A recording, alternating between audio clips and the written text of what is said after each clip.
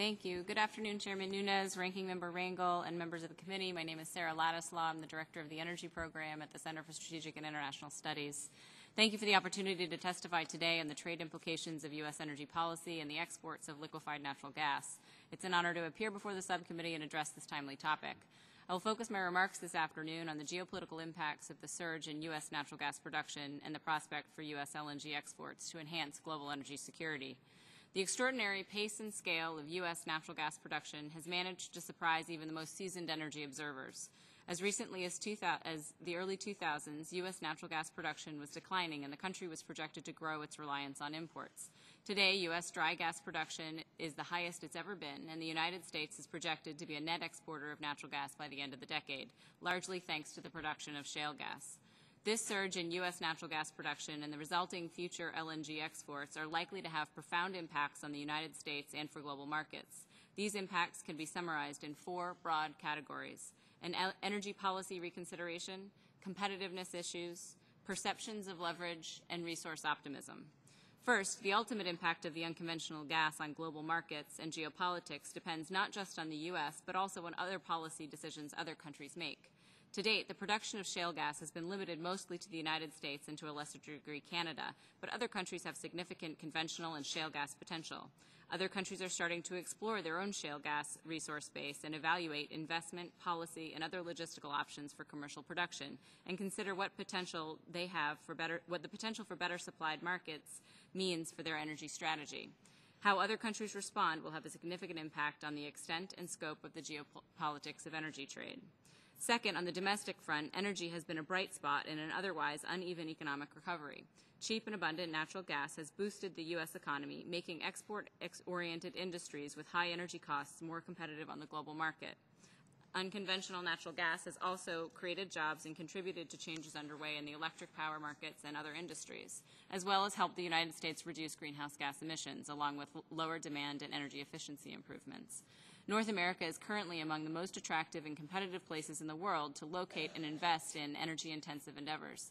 This boost in relative U.S. economic competitiveness is not lost on other countries with whom we are carrying out trade negotiations, many of whom exist in parts of the world with much higher natural gas prices. Third, by taking itself out of the LNG import picture, the United States has freed up supplies of LNG and even pipeline gas from Canada to go elsewhere, and traditional U.S. suppliers are increasingly servicing other markets. This is a positive development for global gas consumers because the anticipation of extra supplies has given previously captive natural gas buyers additional leverage in negotiations for long-term supply contracts.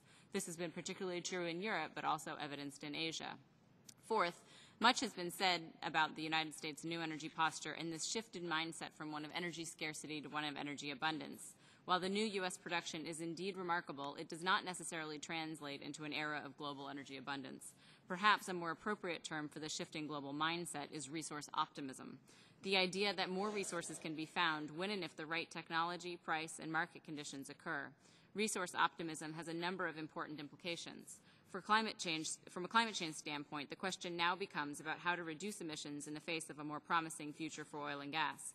From an oil and gas producer country standpoint, the global landscape in competition for capital looks more difficult. From a technological standpoint, there is renewed interest in how to cultivate new applications to extend the current production surge, make it safer and more sustainable, or build towards the next great technological advancement.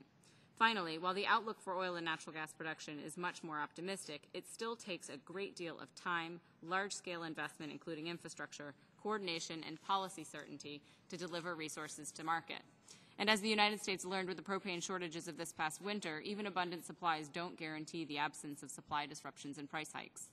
One final point about energy trade and foreign policy. There's been a lot of recent interest about whether or not U.S. LNG exports can or will be the source of greater foreign policy leverage or influence. It is important to recognize that the impact of unconventional gas and the future impact of U.S. LNG exports is diffuse and market-driven and not easily controlled from Washington. The decision to export gas is ultimately made and carried out by companies, though the U.S. government does play a role in evaluating and permitting export facilities across a range of factors, and has less to do with foreign policy priorities of the government than commercial opportunities and relative prices. In general, the question is about whether we use our new resources, natural gas, but also oil, for the purposes of leverage or stability. Leveraging energy trade for very specific or near-term foreign policy aims is likely to overestimate what we are able to achieve. But pursuing U.S. LNG exports can help foster our broader foreign policy goals. LNG exports are consistent with long-standing U.S. energy and trade policies of promoting freer markets and a diversity of supply, which will in turn help make energy markets more competitive, diverse, and stable. Thank you for your time and the opportunity to address the subcommittee. I look forward to your questions. Thank you, Ms. Ladislaw.